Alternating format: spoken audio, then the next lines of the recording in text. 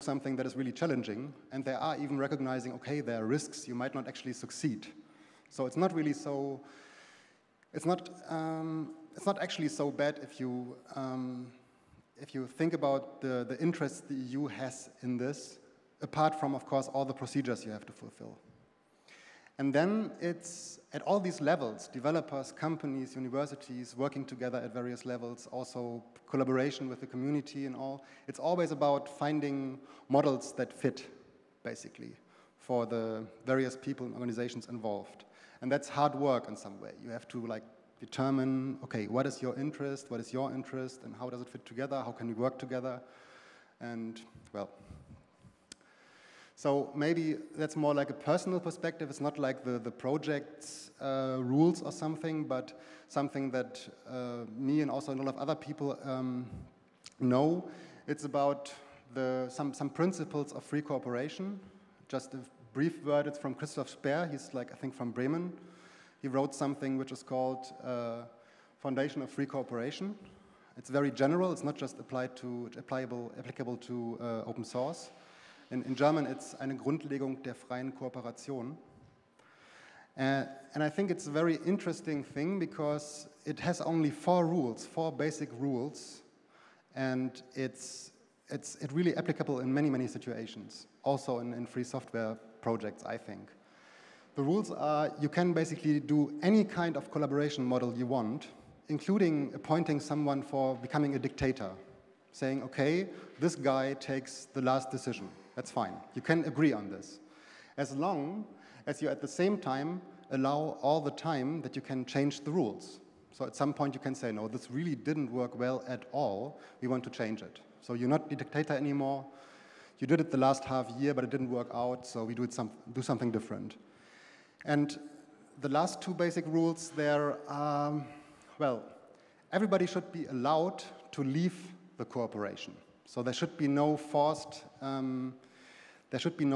way that you can say, no, you have to stay. You have a contract and you have to stay the next 2 years. I'm sorry, you have to do the work. No possibility to get out. And then finally, if you leave, you should not actually get punished for that. Like that all the others say, okay, you're leaving, but you have to pay 50,000 euros now, right? So in fact, it's so that it should be possible for the party leaving to say, I take something with me. And there's something very fortunate about free software projects here. This is actually by default somewhat the case. You can take the code base that you've contributed a lot to and fork, right? So the basic rule here is not so hard to fulfill. And if you have especially the last 2 points of being able to leave and being able to take something with you, then you have a very good plateau for negotiations. Nobody can really apply that much force. So these are really very interesting rules for any kind of collaboration at many levels. So how is the developer collaboration working concretely in PyPy? We do weekly meetings, 30 minutes in the internet relay chat, because we are completely distributed. We are not working at one office. And it's, well, commit, version control, notifications. Everybody gets to see what everybody else does. It's all very transparent. And the 30-minute IRC meetings are very important. They have an agenda, and they say, okay, this week we want to discuss this, this, and this.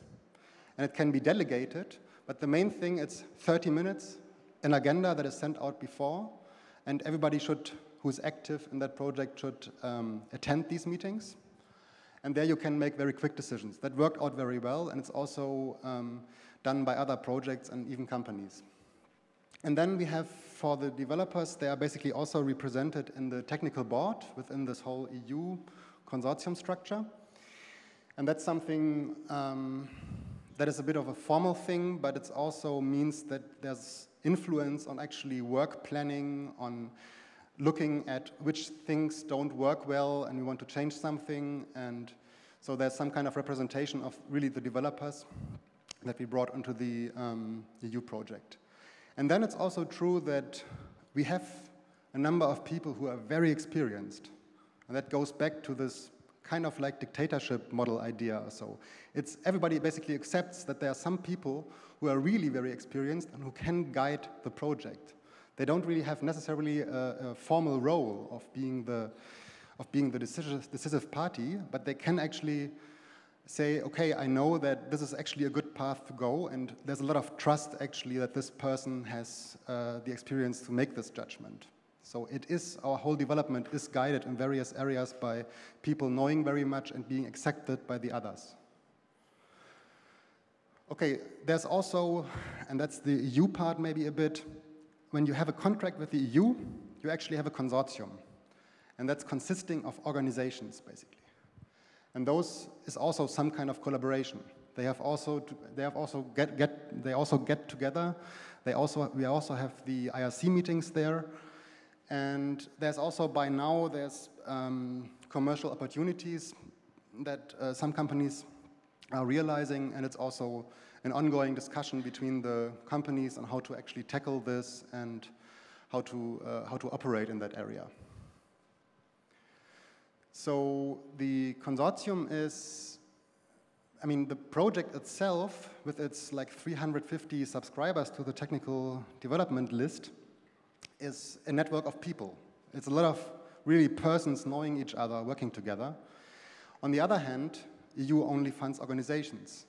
So we have 7 so-called partners, and 3 of these partners were actually previously not involved with PyPy. We got them on board because we thought it's a good idea to have some partners in there who have some experiences with EU projects.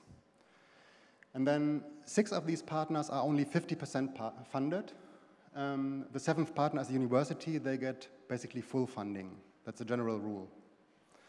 So there are two companies actually were funded by developers in the project during the negotiation process in that 1 year, because the EU said, no, sorry, we cannot fund developers as consultants or something. It's not possible. It's freelancers, not possible. So basically, there had to be companies funded. And well, you can ask maybe in 1 year or so if that worked very well, but I think it's not too bad, actually. Okay, and that's just a picture of one of our first consortium meetings in Saarbrücken. That was in December 2004, kind of like the kick-off meeting. And there's also some developers. One of them is also sitting here. And yeah, with this, I think I give over to Bea. Thanks. Okay. First of all, is there any questions about the first part of the talk? Yes? Always said that you first want to have the concepts right before start writing any code. How do you know that the concepts are right before you have written any code? Yes, you answer that.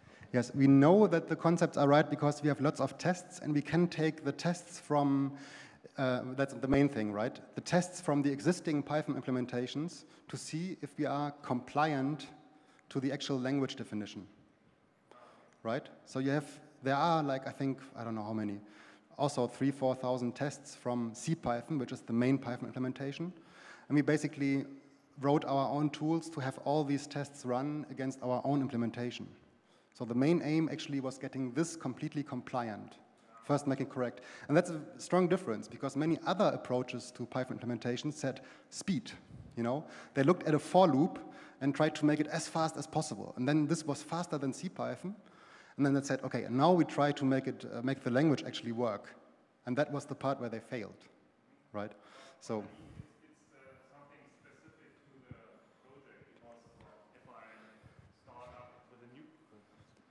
Well, if I start up with a new project, which is something kind of new in the sense of, well, implementing a new concept or something like that, right. You can't just, well, you don't know if your concepts are right. So, right. So you're saying that if you're doing something a completely new invention of a project that doesn't connect to some existing specification, we could say the existing tests are some kind of specification we want to pass, right? So this is not applicable directly, indeed, to a project where you don't have any kind of specification. It's true. Any more questions? Okay. Then let's delve a bit deeper into the actual agile practices of the project. Now, Holger talked about the development process and the evolution of the project so far, very much the community. And test-driven development is one key agile practice. That was a main thing in the Agile Manifesto. There was a group of people getting together early 2000 and explaining what they thought was the key paradigm for doing good software development. Now, there's a people factor to this as well, right? So it's not just about tools and automated testing, it's also about getting the people to their optimum, efficient, but also very interest-driven way of working. So how do you get people together to get them to work in a way that actually stimulates them? Now, their previous experience were previous software development practices, so they created the agile practices. So let's look at the people factor. And here's a quote about agile processes. They are designed to capitalize on each individual and each team's unique strengths. So how do you create something that allows every individual to do what they're interested in, but in a community and in a project structure that goes forward as well? Now, if you can create some kind of lowest level denominator structure for this, then you're on the right path. This is what the agile practices is about. So many other traditional project management approaches are about structure, procedures, risk management and everything. This is about the lowest denominator for making sure that people can do their best, wanting to do their best as well.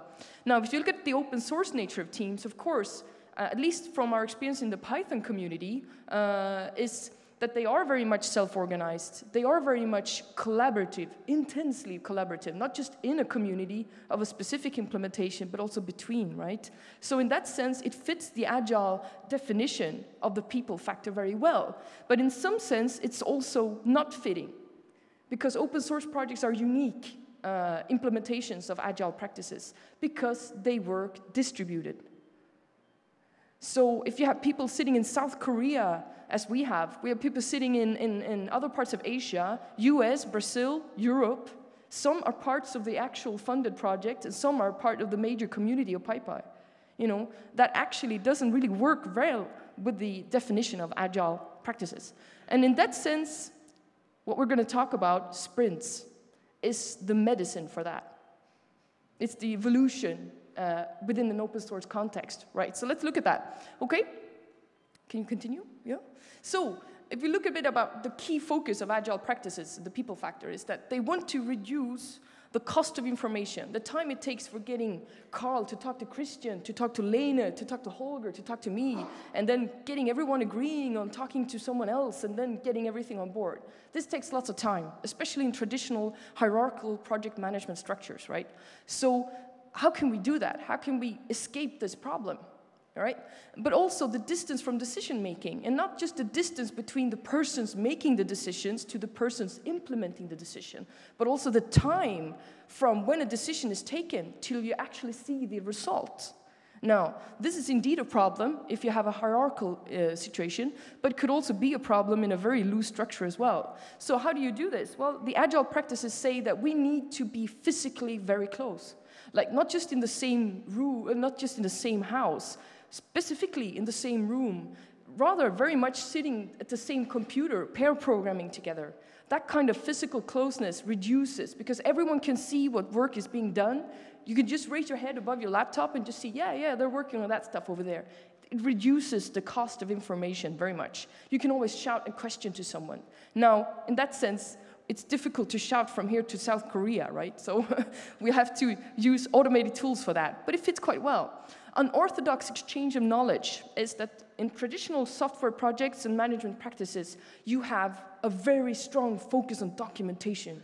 You need to document everything. You need user requirement, and you need manuals, you need this and you need that. And developers think, what about documentation? Not very popular, right? So you have people who are being specialists at writing code. They're not specialists in writing documentation. So how do you reduce this problem? How do you take it away? Well, take pictures of your whiteboards in which you scribble things. Film people, like Vanya is doing. And the question, of course, is, are we allowed to just sweep across the audience to show this wonderful group of people listening to our project? Do you mind if we just do that during the talk? Because we're actually making a PyPy documentary as a film. in order to help reducing cost of information and market the project and the way we work. And also, it's about also filming, but having open archives of all email conversation and commit rights and everything.